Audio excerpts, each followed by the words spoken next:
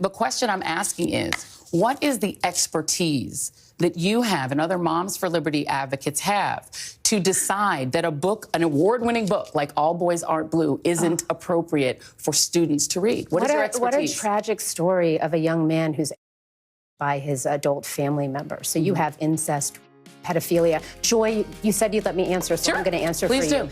do. In what context is a strap-on dildo acceptable for public school?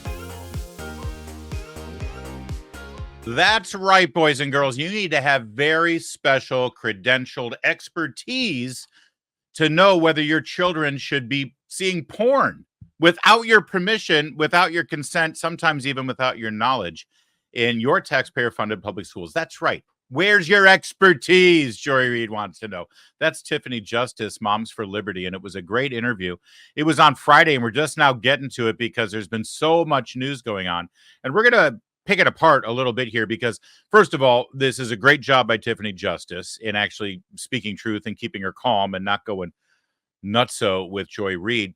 But even more importantly, this is a revelation as to just how obnoxious, horrible, and frankly, evil Joy Reid really is, because she lives in a world right there over at NBC News where you don't, they're revealing themselves. This is a really great thing, okay? They talk about banning books and how you want to ban books. And of course, the response is we're not banning books. If you want to buy these books for your kids or expose your books to your kids, that's fine. Just keep them away from me because I'm a parent and I should be able to have the right to decide what my kid can see and what my kid can't see. But understand something here. She's actually revealing what the real agenda is and what the real mentality is. She hates you. The left hates you. They think you're stupid. They think you're backwards. They think you're a fascist. They think you're a racist. They think you're intolerant. And if you're Christian, if you use the word Christian or liberty in your organization name, straight to jail, straight to jail.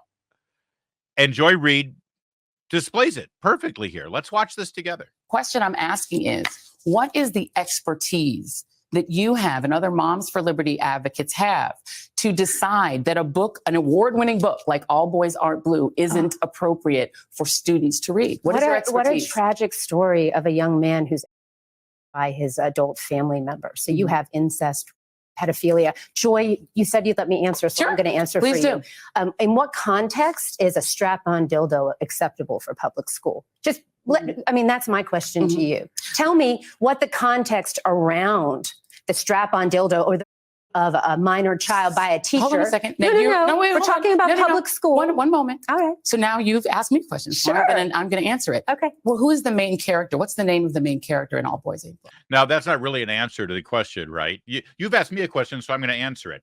Now I'm going to test you. Do you know the name of the main character in this book? So the suggestion here is that if you can't name the main character in the book, you don't even know enough about the book to make a judgment about it. Now, forgive me. I might be overstepping my bounds here, but I don't need to know the name of a porn star depicted on some tawdry website to know that that porn movie or porn video shouldn't be allowed in a public school.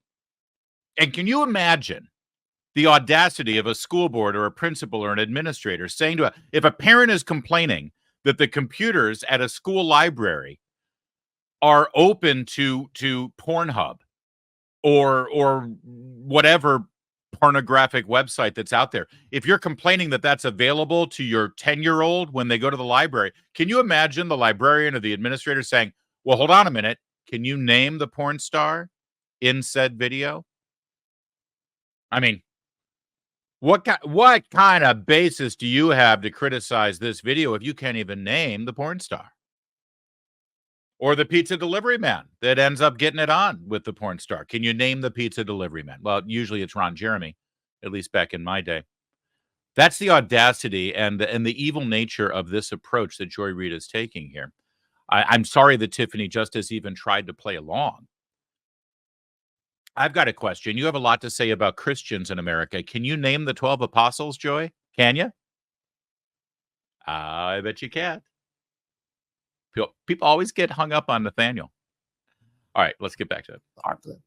You're asking me right now. You just to gave me name- very specific information about this book, so you're presenting yourself as somebody expert. It's the The very specific information was that there was of a minor and a strap-on dildo involved in the plot. So I'm sorry that the name of the character that is somehow lost. I don't know. I don't see how that factors in, but you see, Joy Reid is trying to pretend like she's stupid because she only focuses on the stuff that's really objectionable and not the award-winning name of the character. Hold on. Who's the main character in the book? The main character is the author. What's his name? George, I believe, is his first name. Because you're giving me very specific information that is. You're asking me to remember the name of an author. You just remembered very specific things. Joy. Here's my question. We're talking about Here's my question. You didn't answer my question. No. I'm going to answer your Great. question. I would love to hear that. Absolutely. Well, I'm interviewing you and you're not interviewing me. So let's just make sure it's a conversation. Okay. Great. So you know what? I set this whole thing up by saying Joy Reid's evil and Kamala Harris is stupid. I'm sorry. Joy Reid is also stupid. Forgive me. They both apply here. I'm going to answer your question. But of course, I'm interviewing you, so you're only supposed to answer my question. We're going to have a conversation. So Joy Reid's definition of a conversation is that you answer all of my questions, and I don't have to say a damn thing back to you. Wow. I don't know who Mr. Joy Reid is, but he is one lucky son of a gun. That's going to be some fun pillow talk. What a sweet conversation it's got to be to have with Joy Reid. But this is, by the way, a tactic that is used. Tiffany Justice sat there for, I think it's 15 minutes total or 18 minutes total for this thing. And yeah, the idea is the setup is there. You're sitting at the table together. We're going to have it back and forth. We're going to have an exchange. It's one-on-one. And then as soon as you start to challenge them on the premise of their wicked political ideology, suddenly it's, hey, I'm the one who asks the questions here. How dare you? I'm sorry, that's not one-on-one. That's one against one, which is, of course, exactly what it is. But I gotta look at Tiffany Justice. That's joyful. Look at her smiling through it. See, they will never win as long as we approach it this way, as the happy warriors that we must be in the face of their ignorance and evil. I'm saying to you is that as you are not an expert in this book, I don't have to be an expert to know that dildos aren't appropriate for public school. I mean, come on, let's get real. Is a full context story, as you said, of the author's experience. Why is it your right or a Moms for Liberty activist's right to say that a parent who wants their child to have access to this book, which gives a personal experience of this author, why doesn't a liberal parent, for instance, or a parent of an LGBTQ kid, why don't they have a right for their child to just have access to this book? Why is it your right to say they can't? So again, we're talking about incest and pedophilia. And each parent, each parent has to decide what is appropriate for their child to read. So I want you to answer. I'm going to ask you one more time. Right. What is your right to tell a parent who wants their child, who might feel seen by this story?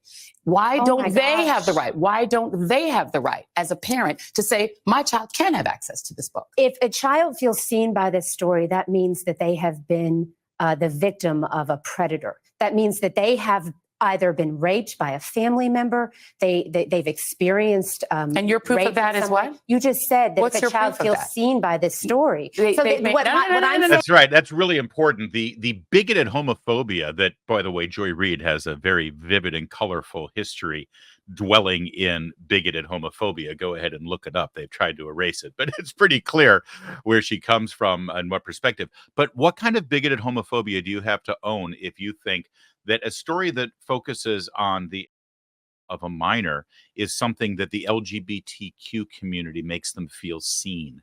So you're telling me that being a gay man in America means that your story involves being as a minor? If that's the case, if what Joy Reid is saying here is actually the fact, we have a huge sexually deviant criminal crisis in this country.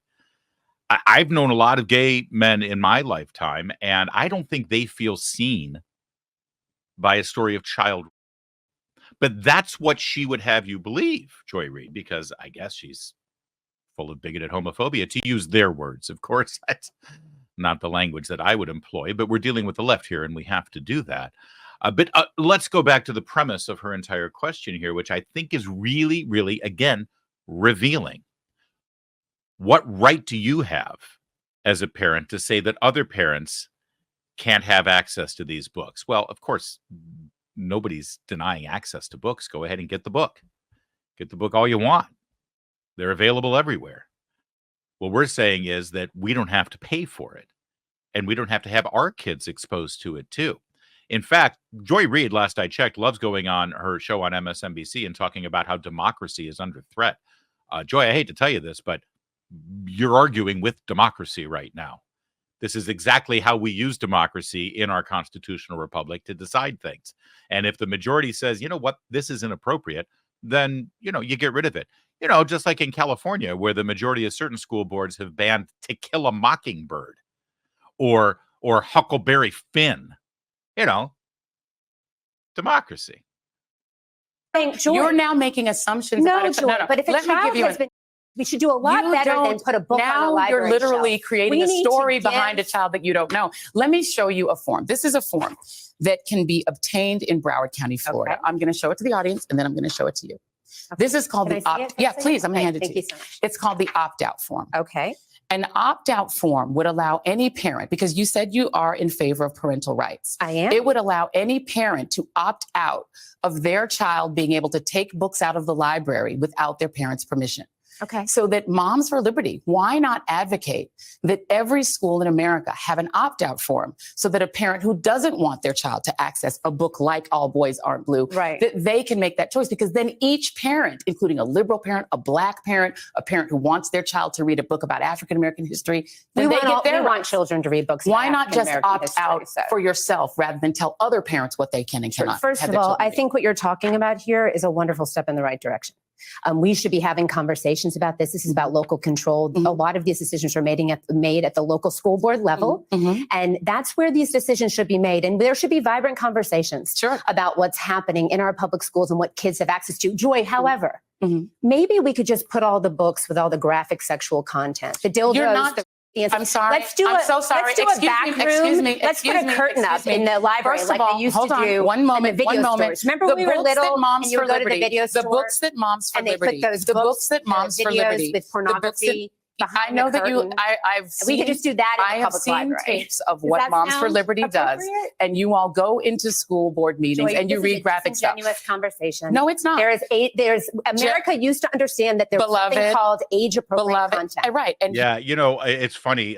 Joy Reid's network, MSNBC, actually tweeted out this video and quoted some of the things that Tiffany Justice said in the interview, but they used instead of saying the word dildo and typing it out on X, they did DXXXX. They didn't want to spell the word out because it might be offensive to people on Twitter or on Facebook. Think about the irony of that they want your child to see it without parents' permission, but they don't want to tweet it out to their viewers.